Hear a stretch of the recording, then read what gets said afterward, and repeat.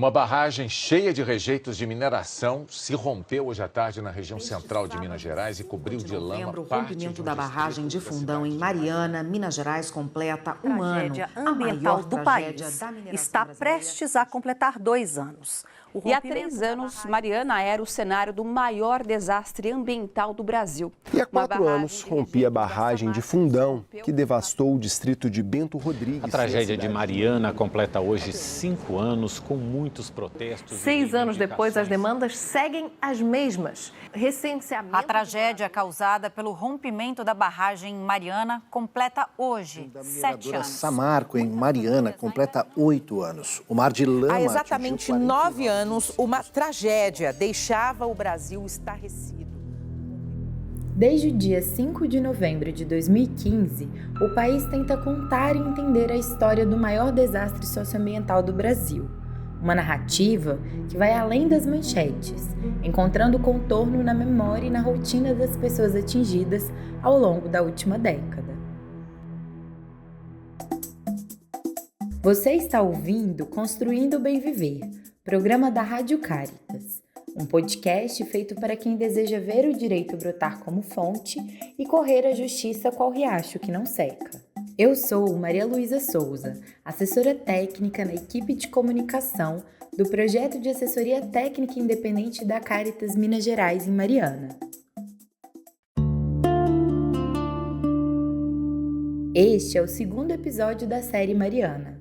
Aqui, pessoas atingidas relatam como as consequências do desastre sociotecnológico ainda repercutem no cotidiano e como a falta de reparação integral, somada às estratégias de poder dos empreendimentos minerários, intensificam a violação de direitos no contexto da mineração predatória.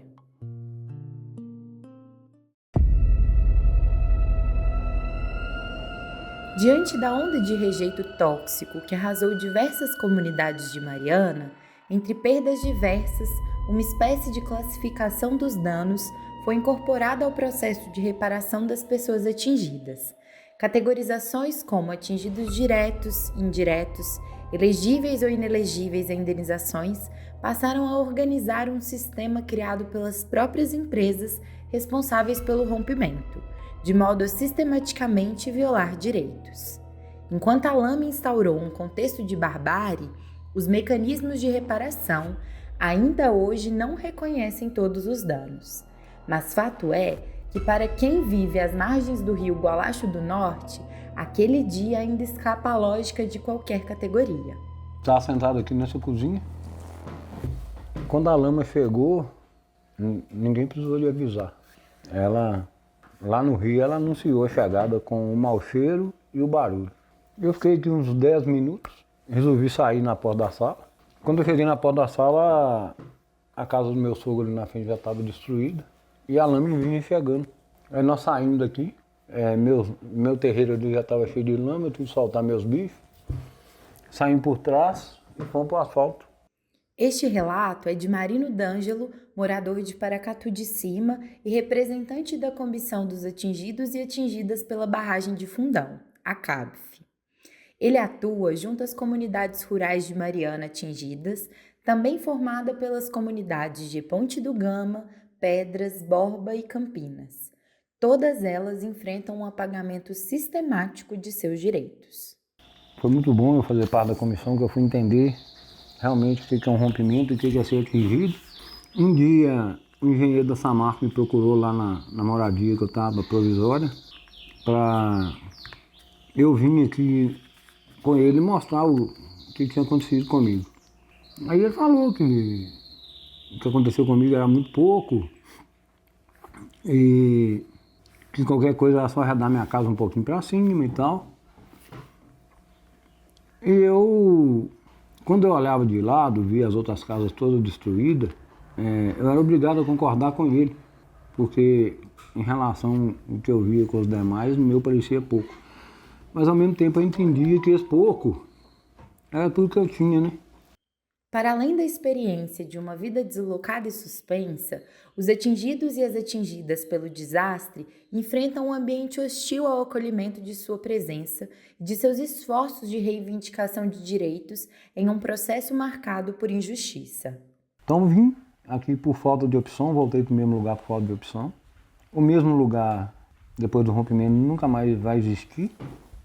A gente hoje sofre na pele a questão de ser atingido, porque eu, a vida inteira, fui uma pessoa que lutei, trabalhei para adquirir minhas coisas. E hoje, se eu compro uma calça nova, as pessoas falam que é dinheiro da barragem. Então, isso é uma coisa que me machuca muito. Também na comunidade de Pedras, essa situação de necessidades não atendidas se torna ainda mais difícil com o arrastar do processo de reparação dos danos. Para a dona Dalva Martins, o dia 5 de novembro permanece marcado por sentimentos que não cabem na contagem objetiva e no esquecimento do tempo. Deu aquela catingada, minha filha. Nós não podíamos nem sonhar em fechar a casa, ninguém dormiu, nós passamos a noite em claro. Aí quando o dia clareou, nós fomos lá para baixo. Tava aquela coisa mais triste, né? E tinha uma coisa no meio da lama, que dava cada pulo dessa altura. Não sei o que é. Ia lá em cima e voltava aqui embaixo. Agora não sei se é problema dos minérios, que foi muito forte, ou é algum peixe. Porque estava no rumo da lagoa. Tem dava cada pulo lá em cima e batia no meio da lama. E nós fomos lá olhar, aí voltamos, aí nós já ficamos aí sem água, que nós depende da luz para ter água. Primeiro Deus e segundo a luz para nós ter água. Por quê? Ué, aqui a nossa água é bombeada. Água joga na caixa. Ficamos sem luz e sem água e sem qual lugar buscar. Buscava água lá em cima. Lá para cima, lá em cima mesmo, que buscava na lata para trazer para nós tomar um banho, para fazer comida. Horta morreu tudo. Voar com o quê? Nós depende da luz para ter água. As hortas morreu tudo. Estava com 2 hortas. Você viu, tem tudo morto lá, sem poder ter socorro. Pouco mais nós carregávamos na cabeça para comer e tomar banho. De lá para cá, sem reparação integral, isto é, a reparação que leva em consideração toda a complexidade dos danos causados pela Samarco e suas mantenedoras Vale BHP, o cotidiano da comerciante foi esvaziado e ela sequer recebeu indenização. Fiquemos foi aqui, ó, desolado, sem ter recurso de nada, sem ter acesso de nada. Fiquei quase uns 2 meses sem ver um passarinho. Ficamos aqui, se adoecesse aqui ia morrer. Eu pedi meu salgado todo, eu pedi meu refrigerante, eu pedi minha cerveja toda, minha carne, linguiça, que eu vendo esses trem tudo aqui, eu vendo minha linguiça, eu pedi tudo, porque nós não tinha luz. Você vai com o quê? Né, ué? E até hoje eles não me pagaram. Eles não me deu indenização nenhuma, até o dia de hoje. Isso revolta a gente. As dores causadas pelo mar de lama, ao que parece, nunca serão amenizadas ou reparadas devidamente, se considerada a revolta do tempo perdido. Todo o registro de uma vida anterior ao rompimento foi modificado repentinamente. Antes tinha mais movimento, tinha as coisas para fazer, a gente levantava, a gente ia buscar lenha no mato para cozinhar, que era fogão de lenha.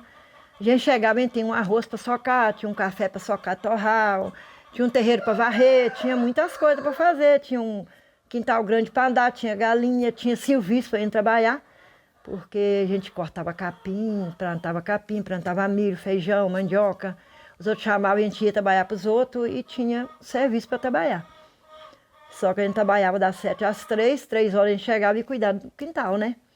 Agora aqui, além de não ter serviço para trabalhar, a minha saúde aqui ficou pior. Por quê? Porque lá em Paracatu eu não tomava nem remédio. Depois que eu fui para Mariana, fiquei 10 anos em Mariana. Hoje eu dei um problema nas vistas, quase não enxergo. Sempre lá medindo pressão, glicose alta, remédio toda hora, tomando remédio. Meu neto, que ele não é neto, é filho de criação, eu tenho ele como filho. Ele mora comigo depois que veio para aqui. Ele não pôde sair para trabalhar, porque tem que ficar comigo, eu não posso ficar sozinha.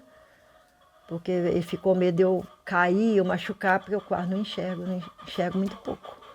Então, para mim, depois dessa lama, ficou bem pior do que era antes. Essa é a dona Maria Imaculada da Silva, moradora da comunidade de Paracatu de Baixo.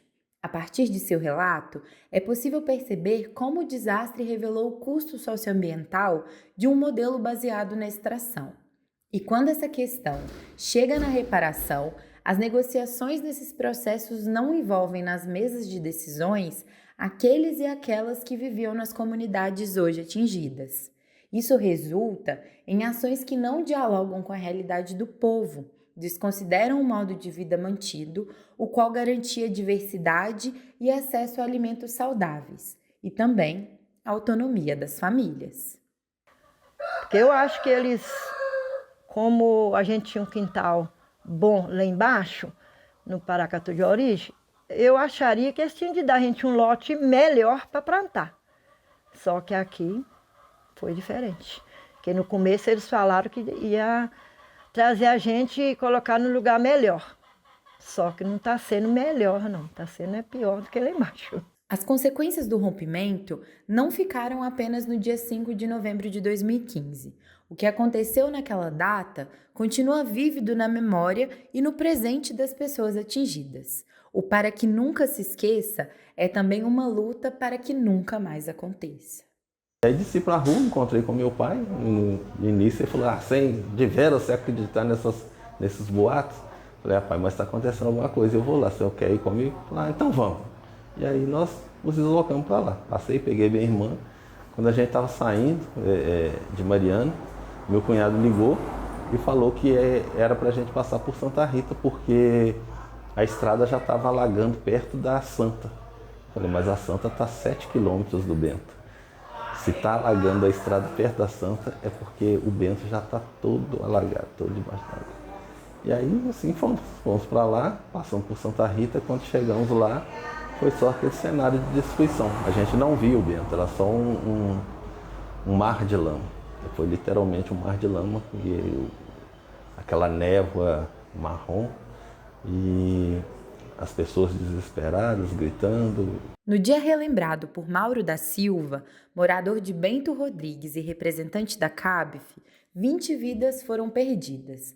Ao longo dos últimos 10 anos, porém, esse número continua a crescer. São histórias atravessadas pelo desastre e fadadas à suspensão, que encontram seu fim sem alcançar uma reparação justa e integral. Eu acredito que fomos condenados à prisão perpétua, porque enquanto vivemos, teremos que conviver com essa situação. E eu digo mais, condenados à prisão perpétua e muitos de nós condenados à pena de morte, porque já foram, nesses 10 anos, 84 falecidos, meu pai um deles, e muitos deles sem ser reparados minimamente, sem ver a tão sonhada casa construída. Os danos continuam pesando sobre quem viveu tudo de perto. Ainda assim, entre a lama e a espera, há quem insistem em refazer a vida sobre uma outra matéria. São os que permanecem, os que tentam seguir o caminho, reconstruir o cotidiano e reinventar o sentido de seguir vivendo.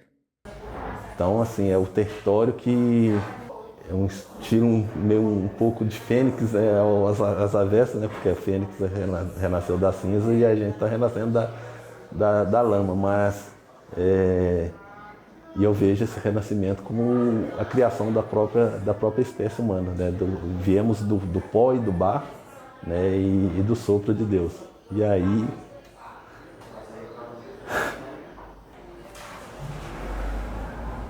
Deus soprou novamente sobre nós.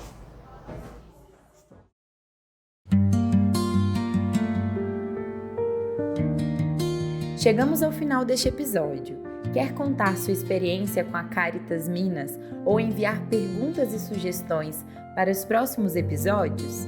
É só escrever para o e-mail secom.mg@caritas.org.br ou para a DM do Instagram @caritasmg.